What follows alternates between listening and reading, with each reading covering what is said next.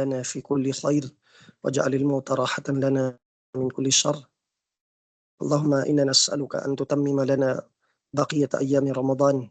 اللهم بارك أيامنا وليالينا بطاعتك وشكرك وحسن عبادتك. اللهم إنك عفو تحب العفو فاعف عنا فاغفر لنا مغفرة من عندك وارحمنا إنك أنت الغفور الرحيم. أما بعد فالسلام عليكم ورحمة الله وبركاته. Ang lahat ng pagpupuri at pasasalamat ay naukol lamang sa Allah Subhanahu wa Ta'ala, at nawa ang habag at kapayapaan ay igawad ng Allah Subhanahu wa Ta'ala sa kanyang huling Propeta Muhammadun sallallahu alaihi wasallam. Gayon din sa kanyang mga tagasunod, lalong-lalo na ang kanyang mga pamilya, ang kanyang mga sahaba ridwanullahi alaihim, ang mga tabi'un at lahat ng sumunod sa kanilang yapak alaihimussalam jami'an.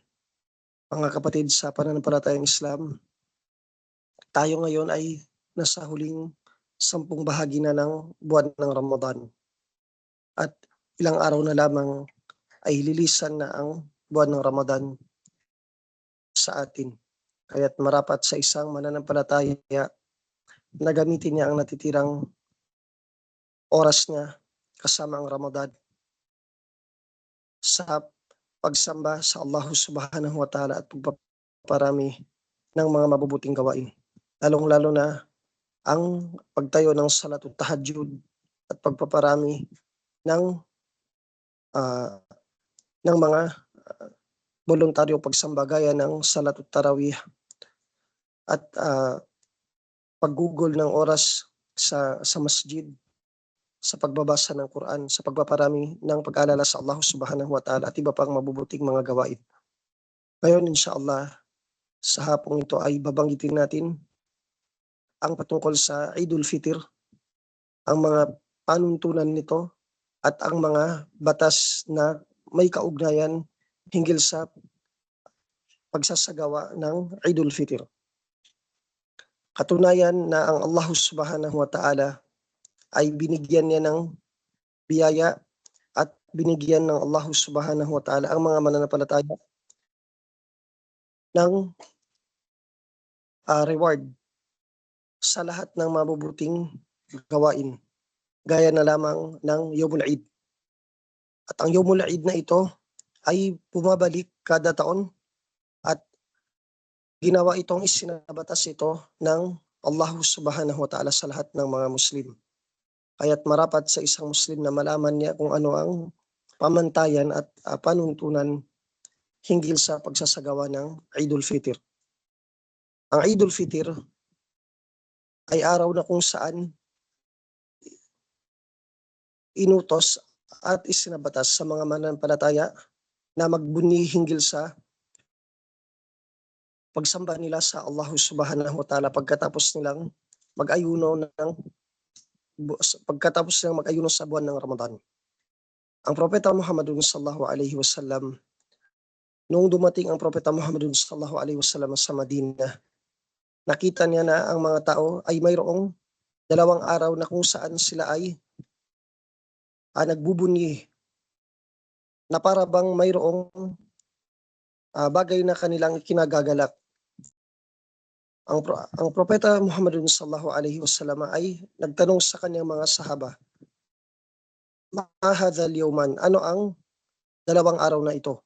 Ang sabi ng mga sahaba, "Kunna nal'abu fihi ma fil jahiliyah." Ang dalawang araw na ito ay araw na kung saan ginugugol namin sa pagbubunyi, paglalaro at iba pang mga bagay na nagpapakita ng kasiyahan nung sila ay nasa kapanahunan pa ng jahiliyah. At nasaksihan ito ng Propeta Muhammadun sallallahu alaihi wasallam nung siya ay naghijra sa Madina. Ang sabi ng Propeta Muhammad, "Inna Allah qad abdala lakum bihima khairan minhuma yawm al-adha wa yawm al-fitr." Katunayan ng Allah Subhanahu wa Ta'ala ay pinalitan ang 2 araw na ito ng mas mainam pa sa kanila. At yun ay ang araw ng Eidul Adha at ang Eidul Fitr. Dahil dito ay naisabatas sa unang taon ng hijrah ng Propeta Muhammadun sallallahu alaihi wasallam ang araw ng Idul Adha at ang Idul Fitr. At ayon sa mga ulama, ang batas hinggil sa Salatul Eid o ang pagdarasal sa Idul Fitr o Idul Adha, ang batas dito ay sunnatun muakkada. Ibig sabihin hindi ito obligado, ngunit ito ay isang malakas na sunna at ang dalil nito o ang basehan nito ay napakalakas at ang Propeta Muhammad sallallahu alaihi wasallam ay palagi niyang ginagawa ang Salatul Eid o ang Idul Fitr o ang Idul Adha. Dahil mayroong mga ulama na nagsasabi na ang batas hinggil sa pagdarasal sa Salatul Eid ay wajibah. Ngunit ang karamihan sa mga ulama ay mas malakas para sa kanila na ang batas sa Salatul Eid ay sunnatul muakkada. Hinggil naman sa oras ng Salatul Eid, ito ay nagsisimula pagkatapos ng pagkalabas ng araw. Ala qadri rumhin.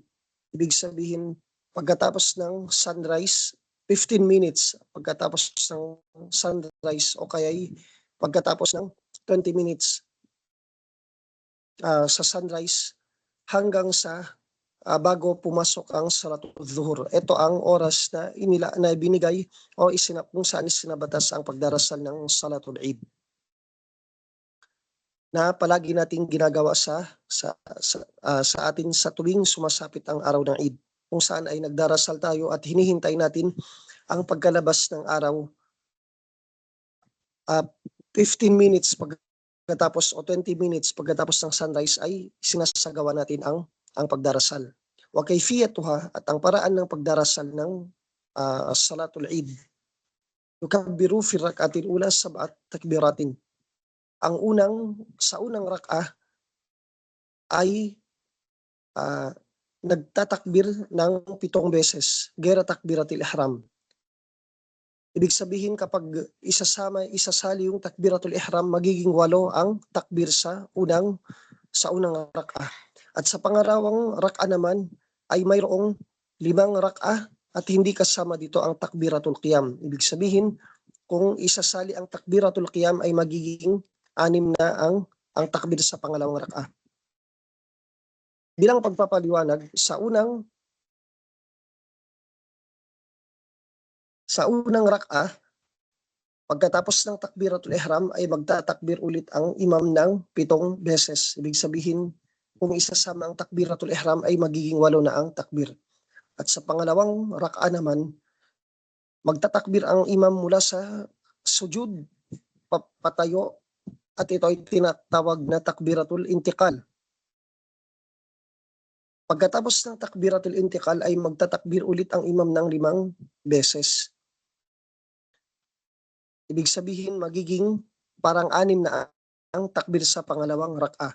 At ito yung nakaugalian natin na takbir na sinusunod natin nung tayo ay nasa Pilipinas. Ngunit mayroon ding mga riwaya na maaaring iba ang bilang ng takbir na gamitin sa loob ng Salatul Eid.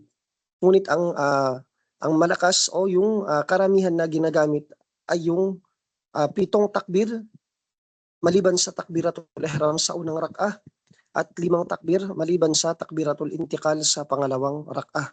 At sa pagitan ng bawat takbir ay mayroong mga adhkar na binabanggit.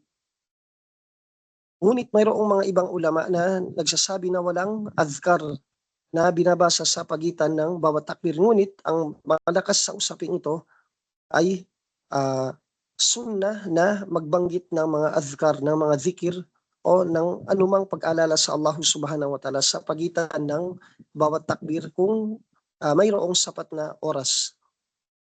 Pagkatapos ng 7 takbir o pagkatapos ng 8 takbir kasama ng takbiratul ihram, sa unang rak'ah ay magbabasa ng suratul Fatiha. Pagkatapos magtakbir ng imam ng ng 8 beses kasama ng takbiratul ihram, saka pa lamang magbabasa ang imam ng suratul Fatiha, pagkatapos ay babasahin niya ang suratul A'la. Sa pangalawang rak'a naman, pagkatapos magtakbir ng imam ng 6 na beses kasama na yung takbiratul intiqal, saka pa magbabasa ang imam ng suratul Fatiha, pagkatapos ay babasahin niya ang suratul Ghashiyah. So ito yung mga sunnah na binanggit ng mga ulama ayon sa hadith na nabanggit na palaging binabasa ng Propeta Muhammadun sallallahu alaihi wasallam sa sinuman na magdarasal ng salatul Eid. Salatul Eidul Adha man o salatul Eid al-Fitr. Ngayon, mayroong isang tanong, saan isinasagawa ang salatul Eid? Sa masjid ba ito sinasagawa o sa public area o sa open space? Ang karamihan ng mga ulama, ang kanilang sinunod na o ang mas matibang para sa kanila ay ang salatul Eid, mapa-Eidul Adha man ito o Eidul Fitr, isinasagawa ito sa open space. Dahil ang Propeta Muhammad sallallahu alaihi wasallam sa tuwing isinasagawa niya ang salatul Eid sa Madina, ginagawa niya ito sa public space at hindi sa loob ng Masjidun Nabawi. Maliban lamang kung ulan, kung may mga pagkakataon na ang araw ng Eid ay araw na kung saan malakas ang buhos ng ulan. So ginagawa ito ng Propeta Muhammad sa loob ng Masjidun Nabawi o kaya kung kung nangyari na ang salatul Eid ay sa panahon na kung saan ay napakalamig ng panahon. Dahil dito sa Saudi, nagbabago ang klima. Mayroong 4 na klima at may mga pagkakataon na ang salatul Eid ay nangyayari sa panahon ng malamig o yung winter season, kaya isinasagawa ito ng Propeta Muhammad sallallahu alaihi wasallam sa loob ng Masjidun Nabawi. Ngunit may mga ulama gaya ng madhhab ng Imam Shafi'i, sa kanilang paningin, ang salatul Eid ay mas mainam na gawin ito, afdal ito gawin sa loob ng masjid. Dahil ang masjid ay bahay ng Allah subhanahu wa ta'ala at maraming kabutihan dito. Ngunit kung sakaling hindi sapat ang masjid para sa mga taong magdarasal ng salatul Eid, ay gagawin ang salatul Eid sa public space. Ngunit ang mas matimbang, ang malakas sa usapin na ito ay ginagawa ang salatul Eid sa public space gaya ng ginagawa natin sa Pinas na siyang sinunod ng mga ulama natin sa Pilipinas. Ngayon, mayroong masala, ano ang hatol sa sunnah na 2 rak'ah na ginagawa bago itayo ang salatul Eid? Mayroon bang sunnah ang salatul Eid na qabliyatan o ba'diyatan? Ang sabi ng ating mga ulama ay walang sunnah qabliyatan o ba'diyatan sa salatul Eid. Ngunit kung ang isang magdarasal o kung ang mga Muslim sa community na ito ay gagawin nila ang salatul Eid sa loob ng masjid, sunnah na magtahiyatul masjid o magdarasal ang mananampalataya ng 2 rak'ah bilang tahiyatul masjid bago isasagawa ang salatul Eid. Ngunit kung sakaling isasagawa ang salatul Eid sa labas sa public space, walang sunnah na 2 rak'ah na gagawin. Yun ang malakas o yung binanggit ng ating mga ulama hinggil sa panuntunan ng pagdarasal ng salatul Eid. Ano yung mga adab? Ngayon pag-usapan natin ano yung mga adab, ano yung mga bagay na kailangang obserbahan ng isang mananampalataya sa araw ng Eid. Ang unang-una ay sunnah na maligo. Sunnah na maligo sa araw ng Eid. Sa lalaki, mapalalaki man o babae, matanda man o bata, sunnah na maligo sa araw ng Eid. At babanggitin natin inshallah ang mga dalil na ginawang batayan ng mga ulama hinggil sa pagiging sunnah ng pagligo sa araw ng Eid. Ang pangalawa ay ang paggamit ng mababangong o paggamit ng pampabango o yung perfume. Ngunit ito ay para sa mga kalalakihan lamang. Para sa mga kababaihan ay haram para sa kanila na gumamit ng perfume o pabango o anumang uri ng pabango kung sila ay lalabas ng bahay, lalong-lalo na kapag mayroon silang makakasalamuhang opposite gender gaya ng pagdarasal sa araw ng Eid. Dahil ang propeta Muhammadun sallallahu alaihi wasallam ay nagwika, ayyuma imra'atin tatayyabat thumma kharajat ila al-masjid lam tuqbal laha salatan hatta taghtasil. Ang ibig sabihin na sinumang babae na gumamit ng pampabango at ginamit niya ito dahil gusto niyang pumunta sa masjid. Nais niyang humarap sa Allah subhanahu wa ta'ala na malinis at mabango. Kaya't gumamit siya ng perfume. Ang sabi ng propeta Muhammad sallallahu alaihi wasallam, la tuqbal laha salatan hatta taghtasil. Hindi tatanggapin ng Allah sa kanya ang kanyang pagdarasal hanggat sa maalis mula sa kanyang katawan yung pabango na kanyang ginamit. Hanggat sa siya ay maligo o mawawala mula sa kanyang katawan yung pabango na kanyang ginamit.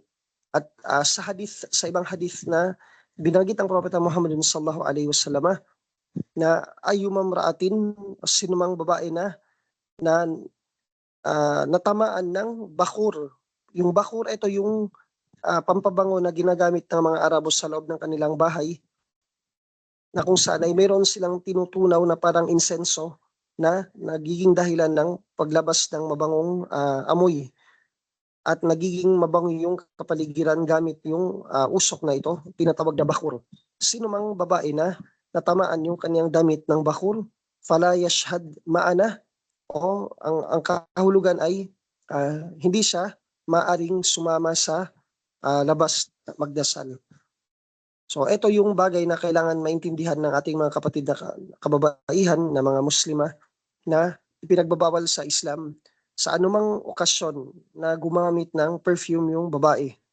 Dahil nabanggit sa ibang hadith na ang propeta Muhammad sallallahu alaihi wasallam ay nagwika na sino mang babae na gumamit ng pabango at naamoy ito ng kalalakihan, isusulat ng anghel sa kanya na para ba siyang nakagawa ng zina. Subhanallah. Ito yung kasalanan na makukuha ng isang babae na gumamit ng pabango at naamoy ito ng lalaki na hindi niya mahram, hindi niya kapatid, hindi niya asawa, hindi niya tatay. For short, yung hindi niya mahram, sino man sa mga kalalakihan na hindi niya mahram, gaya ng kanyang first cousin na hindi niya mahram, o kapitbahay na lalaki na nakaamoy ng kanyang pabango, isusulat ng anghel na para ba siyang nakagawa ng zina. So, upang i-summarize natin, haram para sa babae na gumamit ng perfume maliban lamang kung sakaling ang kanyang dadaluhan na okasyon sa labas ng bahay ay para sa kababaihan lamang, na walang lalaking kasama doon sa okasyon na yon. Sa ganitong usapin ay pinahihintulutan sa babae na gumamit ng pabango. Ngunit kailangan pagkalabas na ng bahay ay walang lalaki makakaamoy ng kanyang perfume. At ang kanyang sasakyang o yung gagamitin niyang sasakyan o yung magdadrive sa kanya ay kanyang mahram. Kung sakaling hindi niya mahram, gaya ng halimbawa personal driver, haram para sa kanya na gumamit ng perfume. Dahil ang gamit ng perfume sa kababaihan ay para lamang sa kanyang mahram, para lamang sa kanyang asawa o sa mga tao sa loob ng kanyang bahay. At maliban dito ay hindi pinahihintulutan ng Islam sa babae na gumamit ng perfume kahit ang kanyang rason ay upang humarap sa Allah subhanahu wa ta'ala na mabango at malinis. So ito ay hindi tatanggapin sa kanya dahil mismo ang propeta Muhammad sallallahu alaihi wasallam na ang nagwika. So mula sa mga sunnah na kailangan maintindihan natin sa Eidul Adha o sa Eidul Fitr ay sunnah na maligo sa araw ng Eid. Ang pangalawa, sunnah para sa kalalakihan lamang na gumamit ng perfume. Ang pangatlo ay ang pagdamit ng magandang kasuotan. Ang paggamit ng magandang kasuotan sa araw ng Eid para sa kalalakihan at kababaihan. Ngunit para sa kababaihan, ipinagbabawal din para sa kanila na gumamit ng tinatawag na libas syuhra o yung damit na kung saan ay hindi ito nakasanayan sa kanilang komunidad at magiging dahilan ito upang maagaw ang atensyon ng mga tao na makakakita sa kanya. Ibig sabihin, haram para sa babae na gumamit ng mga abaya na magiging dahilan upang maging center of attraction siya. Yung mga abaya na sobra ang palamuti o yung mga abaya na napakaganda ng disenyo, ito ay pinagbabawal dahil ang hijab ay isang ibada at hindi ito for fashion purposes. Ito ang isa sa mga bagay na kailangan nating ipaliwanag sa ating mga kapatid na Muslim o sa ating mga kapatid na Muslima na ang abaya o ang hijab ay hindi ito for decoration or uh, for fashion purposes. Ngunit ang hijab, ang abaya ay upang takpan ang babae mula sa masamang paningin ng kalalakihan, upang takpan ang kanilang mga masasilang bahagi ng katawan at hindi upang maging center of attraction ng mga ibang tao.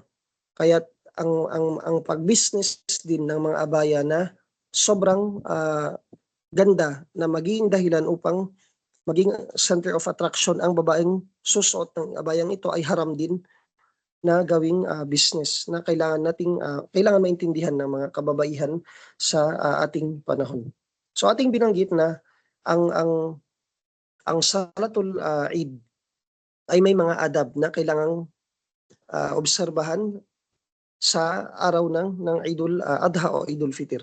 At mula rin dito ay yung pagkain bago pupunta ng sala. Ang pagkain sa araw ng Idul Fitr, ang pagkain bago pumunta ng masjid ay sunnah. Ngunit sa Idul Adha, ang sunnah ay pagkatapos ng sala at hindi bago. Magkaiba ang sunnah sa Idul Adha at Idul Fitr. Sa Idul Adha, sunnah na kumain pagkatapos ng sala, ngunit sa Idul Fitr, sunnah na kumain bago ang sala. Gayon din yung pagbibigay ng Zakatul Fitr. Ang pagbibigay ng Zakatul Fitr, ito ay wajib sa lahat ng Muslim. At sunnah para sa bata na nasa loob ng tiyan ng kanyang nanay. Sunnah na magbigay ng Zakatul Fitr para sa bata na nasa loob ng sinapupunan ng kanyang nanay. Ngunit para sa mga bata na ibig sabihin mga bata na pinanganak na, matanda man, gayon din sa mga matatanda at gayon din sa kalalakihan at kababaihan, wajib para sa bawat Muslim na magbigay ng Zakatul Fitr. At ang sunnah ay sa paraan ng pagkain at hindi sa paraan ng pera. Inilalabas ang Zakatul Fitr bago ang Salatul Eid. At ito ang pananaw ng mga karamihan ng mga ulama. Pagsisimula ang paglalabas ng Zakatul Fitr 2 araw bago ang Idul Adha o bago ang Idul Fitr. Bago ang Idul Fitr, 2 araw bago nito. 2 araw bago ang Idul Fitr ay sunnah na ibigay na ang zakat o yung tinatawag na Zakatul Fitr sa paraan ng pagkain gaya ng bigas o anumang pagkain na nakasanayan sa loob ng komunidad o yung nakaugalian na pagkain na kinakain sa atin. Ngunit may mga ulama gaya ng madhab ng Hanabila na kung saan ay ginagamit nila ang pera paminsan bilang paglalabas ng zakat. At ayon sa fatwa ng aming mufti sa Basilan na maaaring magbigay ng zakat gamit ang pera at hindi pagkain. Ngunit ang pinakamalakas sa usaping ito ay ang pagbibigay ng Zakatul Fitr ay sa paraan ng pagkain. Ngayon, ano pa yung mga ibang adab o yung mga ibang bagay na kailangan nating obserbahan sa araw ng Idul Fitr? Ang una ay ang niyatus salihah, ang malinis na intensyon. kailangan ay maging ikhlas ang Muslim sa kanyang pagbubunyi sa araw ng Idul Adha o Idul Fitr. Ang pangalawa ay ang pagpunta sa masjid ng temprano. Ngunit para sa mga kababaihan na mayroong dalaw, minumungkahi sa kanila na lumabas ng kanilang bahay upang masaksian nila yung barakah ng araw ng Idul Adha o Idul Fitr. Ngunit hindi sila lalapit doon sa masjid dahil sa kadahilanan na mayroon silang dalaw. At sunna na sumama sila sa mga kababaihang Muslim sa pagpaparami ng takbir at pagpaparami ng dua sa araw ng Idul Adha o Idul Fitr bago isagawa ang pagdarasal. So sunna na pumunta ng masjid ng maaga at sunna na magparami ng takbir. Gayon din mula sa mga sunna na ginagawa sa araw ng Idul Fitr o Idul Adha ay ang pagpapalit ng daanan. Ibig sabihin kung ikaw ay lumabas ng bahay at ang dinaanan mong daanan ay yung kantong ito, kung ikaw ay uuwi, sunna na dumaan ka sa ibang daanan. Gayon din, mula sa mga sunna na ginagawa sa araw ng Idul Fitr ay yung greetings o yung pagbati. Yung pagsabi ng takabbalallahu minna wa minkum o yung pagsabi ng Idul Fitr o anumang mga salita na nagpapahayag ng kasiyahan sa araw ng Idul Fitr. Gayon din mula sa mga bagay na kailangan nating obserbahan sa araw ng Idul Fitr ay yung pagpapakita ng kasiyahan at pagsasagawa ng mga bagay na nagpapakita ng kagalakan sa araw ng Idul Fitr. Ngunit kailangan nating maintindihan na hindi tayo maaring lumabas o lumagpas doon sa kung anumang batayan na nilagay ng Sharia. Ibig sabihin, kung ang paraan na ito bilang pagpapakita ng kagalakan o kasiyahan sa araw ng Idul Fitr ay pinagbabawal ng Islam, ibig sabihin kailangan natin itong iwasan at kailangan nating lumayo mula rito. Halimbawa, yung gambling. Halimbawa, mula din dito yung pagsasayaw o yung pag-iingay gamit yung mga music. O ito ay mga pinagbabawal at haram sa Islam o anumang uri ng games na ipinagbabawal sa Islam. Kahit sa araw ng Idul Fitr, ito ay mananatiling haram pa rin kahit yung rason ng gumagawa nito na ginawa niya ang bagay na ito bilang pagpapakita ng kasiyahan, ito ay haram pa rin dahil sumasalungat ito sa katuruan ng reliyong Islam. Ito yung mga bagay na kailangan nating maintindihan at malaman bilang paghahanda o pagpapakita ng kasiyahan sa araw ng Idul Fitr. Gayon din yung Silatul Arham, yung pagdurugtong ng family ties o yung family kinship. Yung mga auntie mo o yung mga kapamilya mo na nagkaroon ng away o alitan sa inyong pagitan, kailangan mong pumunta sa kanila at kailangan mong magpatawad dahil itinuro sa atin sa buwan ng Ramadan na bilang pagpapakita ng pagtitimpi at bilang pagpapakita ng pagkatakot sa Allah Subhanahu wa Ta'ala ay kailangan nating patawarin ang mga kasalanan ng mga kamag-anak natin o sino mang tao na nakaaway natin. Kailangan nating magpatawad at patawarin sila mula sa kanilang mga nagawang kamalian upang nang sa gayon ay tanggapin ng Allah Subhanahu wa Ta'ala ang ibada na ating gagawin gaya ng buwan ng Ramadan. Kaya't malaking kawalan para sa isang Muslim na nadatnan o naabutan siya ng Ramadan, ngunit umalis na lamang ang Ramadan ay hindi siya pinatawad ng Allah Subhanahu wa Ta'ala dahil mayroon siyang mga tao na nakaaway o nakaalitan at hindi na pinatawad, lalong-lalo na yung kanyang mga kapamilya o yung kanyang mga taong malapit sa kanya na nasira ang relasyon sa kanilang pagitan at hindi niya ito pinatawad.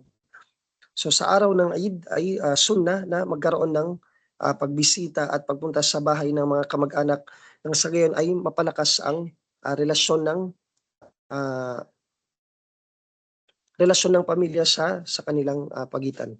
Sa araw ng Eid, pinapayuhan tayo na umiwas sa mga bagay na ipinagbabawal ng Islam. Halimbawa na lamang ay yung pagpuputol ng yung tinatawag na lihya o yung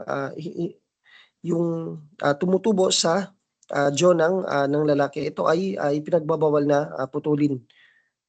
Yung tinatawag na lihya at yung tabarruj. Yung tabarruj, ito yung paggamit ng mga damit, yung tinatawag natin na pagpapakita ng mga o paggamit ng mga damit na kung saan ay nakikita yung mga masasilang bahagi o yung paggamit ng mga damit na kung saan ay lumalabas yung shape ng katawan. Ito ay pinagbabawal sa relihiyong Islam. Gayon din, ipinagbabawal yung pag-shake hands sa pagitan ng lalaki at babae. Dahil wala sa Islam o ipinagbabawal sa Islam na makipagkamayan ang babae sa lalaki, lalong-lalo na yung mga ajanib o yung hindi niya mahram. Sa kanyang mahram ay walang problema, ngunit sa hindi niya mahram ay haram o ipinagbabawal ito sa relihiyong Islam. Gayon din yung paggamit ng pera para sa fireworks display. So ito ay matatawag na israf at ito ay haram. Hindi kinakailangang maggamit ng mga fireworks display upang ipakita yung kasiyahan sa araw ng Eid. So ang pagbili ng mga fireworks at iba pang mga bagay na masasayang lamang at hindi na magagamit, ito ay haram at ipinagbabawal sa Islam dahil ito ay tinatawag na israf. So ito yung ilan sa mga bagay na kailangan nating maintindihan sa araw ng Idul Fitr na kailangan nating obserbahan at may sa buhay bilang pagpapakita ng pagdadakila sa Allah Subhanahu wa Ta'ala at pagpapahalaga sa katuruan ng Propeta Muhammadun sallallahu alaihi wasallam. Idudugtong ko bilang panghuling paalala. Tayo ngayon ay nasa huling 10 araw ng Ramadan. At tayo ay nag-iijtihad o kaya ay nagsisikap na maabutan yung gabi na tinatawag na gabi ng Laylatul Qadar. Karamihan sa mga hadith na nabanggit ng Propeta Muhammad sallallahu alaihi wasallam, sinasabi ng Propeta Muhammad na ang gabi ng Laylatul Qadar ay mangyayari sa gabi ng tinatawag na Layalil Autar. Ibig sabihin, maaaring mangyari ang gabi ng Laylatul Qadar sa 21, 23, 25, 27 o 29 ng gabi ng Ramadan. Maaari ding mangyari ito sa ngunit sa ibang hadith ay binanggit ng Propeta Muhammad sallallahu alaihi wasallam na ang gabi ng Laylatul Qadar ay mutanakkila. Ibig sabihin, hindi ito confined doon sa 21, 23 sa mga odd numbers ng gabi ng gabi ng Ramadan. Maaari ding mangyari ang gabi ng Laylatul Qadar sa gabi ng tinatawag na even nights ng Ramadan. Ibig sabihin, maaaring mangyari ito sa 20, 22, 24, 26, 28 o maaaring sa 30 kung sakaling kumpleto ang gabi ng Ramadan. Kaya't marapat sa isang mananampalataya na huwag maging kampante. Halimbawa, kung siya ay nakapagtahajjud sa gabi ng 23, sa 24 ay hindi na siya magtatahajjud. Mas mainam na kumpletuhin niya ang lahat ng gabi ng Ashrul Awakhir o yung huling 10 bahagi ng Ramadan. Kumpletuhin niya ito sa pagdarasal, kumpletuhin niya ito sa pagpaparami ng pagbabasa ng Quran, ng zikir, pagbibigay ng sadaka o anumang mabubuting gawain na maaari niya o mayroon siyang kakayahan na isagawa ito bilang nang sa gayon ay maabutan o makuha niya ang gantimpala na ibibigay ng Allah Subhanahu wa Ta'ala sa sino man na naabutan niya ang gabi ng Laylatul Qadar. So hanggang doon na lamang inshallah, naway kapulutan natin ang aral, ang mga nabanggit na mga usapin at ito ay paalala at palagi natin itong kailangang banggitin, lalong-lalo na sa mga pagkakataon na mahalaga gaya ng panghuling 10 gabi ng Ramadan at ito ay inshallah ibadah na matatanggap natin ang pagpapala o ang reward mula sa Allah Subhanahu wa Ta'ala. At palagi nating idua sa Allah Subhanahu wa Ta'ala na naway patawarin tayo ng Allah mula sa lahat ng ating ah, mga naunang kasalanan at naway bigyan tayo ng Allah Subhanahu wa Ta'ala ng lakas at pagmamahal sa mga magagandang o sa mga iba't ibang uri ng pagsamba. Gayon din naway ang ating mga magulang na nabubuhay pa ay patawarin ng Allah ang kanilang mga kasalanan at bigyan sila ng ng mahabang panahon dito sa mundo upang gumawa o magsagawa ng mga iba't ibang uri ng pagsamba at naway gabayan tayo ng Allah Subhanahu wa Ta'ala sa lahat ng ating mga ginagawa. Hanggang doon na lamang inshallah. Subhanakallahumma wa bihamdika wa nashhadu an la ilaha illa anta astaghfiruka wa natubu ilaik. Assalamualaikum warahmatullahi wabarakatuh.